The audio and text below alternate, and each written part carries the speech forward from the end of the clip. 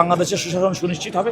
রাষ্ট্রের নির্বাহী বিভাগ, পার্লামেন্ট, সংসদ এবং বিচার বিভাগ তারা স্বতন্ত্রভাবে কাজ করবে। জনাব তারেক রহমান যেন আগামী দিনের বাংলাদেশকে সঠিক নেতৃত্ব দিতে পারেন, যে নেতৃত্ব শহীদ রাষ্ট্রপতি জিয়াউর রহমান এবং বেগম খালেদা জিয়া দেওয়ার মাধ্যমে বাংলাদেশের মানুষের মনের মণিকোঠায় স্থান করে নিয়েছেন, একইভাবে তিনি যেন সফল করতে পারেন, সেক্ষেত্রে আমরা তার জন্য দোয়া করেছি।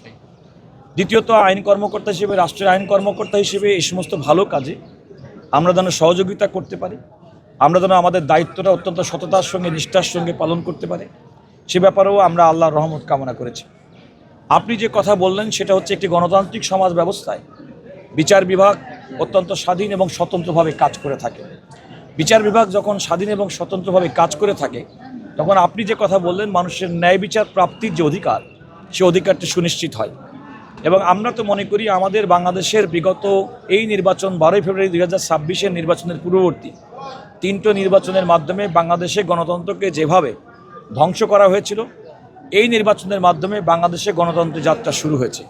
এই গণতন্ত্রের যাত্রা শুরু হওয়ার পরিপ্রেক্ষিতে আমরা মনে করি যে বাংলাদেশের সুশাসন সুনিশ্চিত হবে, এবং যখন সুশাসন সুনিশ্চিত হবে সর্বক্ষেত্রে, তখন মানুষের মৌলিক অধিকার হিসেবে তার ন্যায় বিচার প্রাপ্তির যে অধিকার, সে অধিকারটা সুরক্ষিত হবে। দেখুন, আমরা বাংলাদেশে সাংবিধানিকভাবে রাষ্ট্রের যে 3টি অঙ্গ, সেটা স্বতন্ত্রভাবে কাজ করবে, তবে কার্যক্রমের ক্ষেত্রে তারা পরিপূরক হিসেবে কাজ করবে, এটা মনে রাখতে হবে।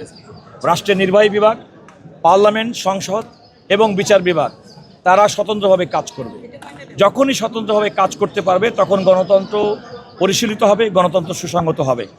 আমি মনে করি এ যাবৎকালে বিশেষ করে এই গণতান্ত্রিক সরকারের যে যাত্রা শুরু অভিপ্রায়, এখনও পর্যন্ত আমরা কোনো ধরনের নির্বাহী বিভাগের পক্ষ থেকে কোনো ধরনের ইন্টারফিয়ারেন্স আমরা এখনও লক্ষ্য করি নাই।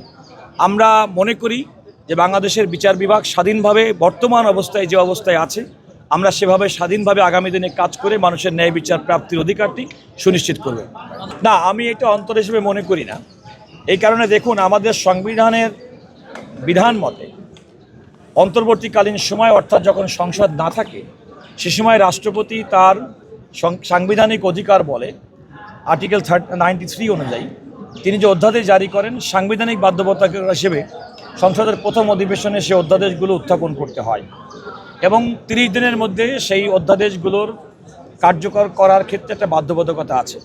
ইতিমধ্যে আমাদের মাননীয় আইন, বিচার এবং সংসদ বিষয়ক মন্ত্রী জনাব মোহাম্মদ আসাদুজ্জামান বলেছেন, এই প্রক্রিয়ার মধ্যে স্বল্প সময়ের মধ্যে যে সমস্ত অধ্যাদেশগুলো করা হয়নি, পর্যায়ক্রমে সেগুলো আলটিমেটলি আইনে রূপান্তর করা হবে।